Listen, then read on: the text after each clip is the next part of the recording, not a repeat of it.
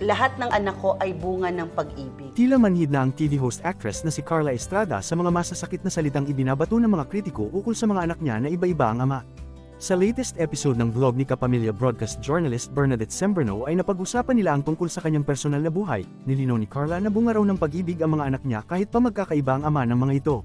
I have 4 kids with 4 fathers. So, my first is Daniel. So, si Daniel with Romel. Years kami nagsama and finally hindi nag-work.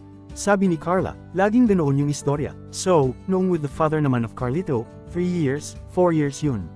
Wala akong kinasama ng one night stand. Taon ng relasyon at lahat ng anak ko ay bunga ng pag-ibig, pagdidiin ni Carla. Huwag kayong mag-alala, kasi hindi ako tinatabla ng mga masasakit na salita, dahil hindi naman nila alam ang totoong istorya, dagdag niya.